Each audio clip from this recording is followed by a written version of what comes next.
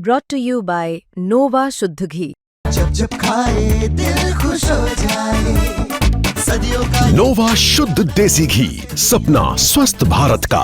I love घी घी घी घी घी घी। सरकार तो अब ये इंडिया का जैसे मोदी सरकार जैसे माने देश को चलाना चाहिए, बढ़िया से सब जनता को देख के चला रहा है वो मोदी सरकार में। अभी भारत में इतना बड़ा देश है तभी भी लफड़ा नहीं है, नेपाल में इतना छोटा देश है तभी लफड़ा है। देखिए तो नेपाल में कैसी सरकार चाहिए, इसके सवाल के जवाब में अब नेपाल के लोग ये कहने लगे हैं कि भारत जैसी मजबूत सरकार उन्हें अपने देश में चाहिए।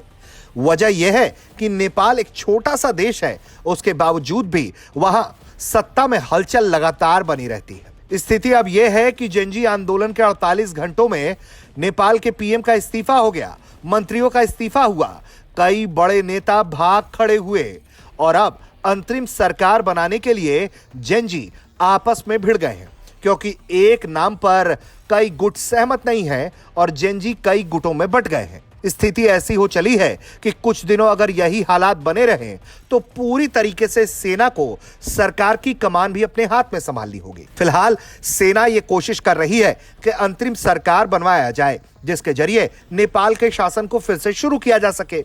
वहीं सुरक्षा व्यवस्था की जिम्मेदारी सेना ने अपने कंधों पर उठा ली है, लेकिन बिगड़ते हालात और बद से बदतर सियासत के बीच नेपाल के लोग अब ये कहने लगे हैं कि उन्हें भी उम्मीद है कि नेपाल में मोदी जैसी सरकार बनाई जाए। सुनिए क्या कुछ कहना है। तो मोदी जैसे चाहिए, अभी धर्मवादी आदमी चाहिए हम लोग का नेपाल में।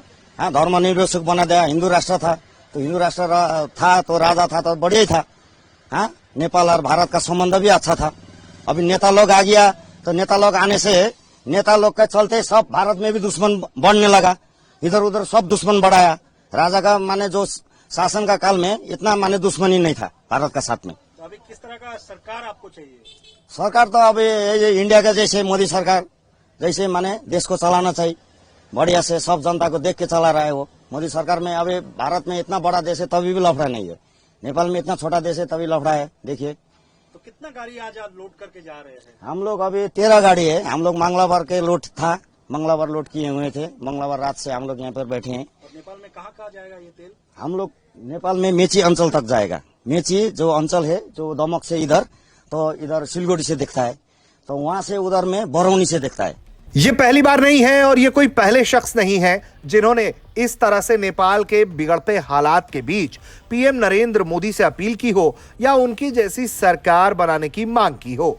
इसके पहले भी प्रदर्शन के दौरान नेपाली सेना में काम कर चुके एक कैप्टन ने ये कैमरे पर मांग की थी कि जरूरत है कि भारत इस हालात को संभालने के लिए एक मीडिएशन टीम भेजे, जिसके जरिए प्रदर्शनकारियों और सरकार और राष्ट्रपति के बीच बातचीत कराई जा सके। इस भ्रष्ट सरकार से हम बात नहीं करेंगे, अब हम प्रेसिडेंट और आर्मी के चीफ के साथ बात करेंगे।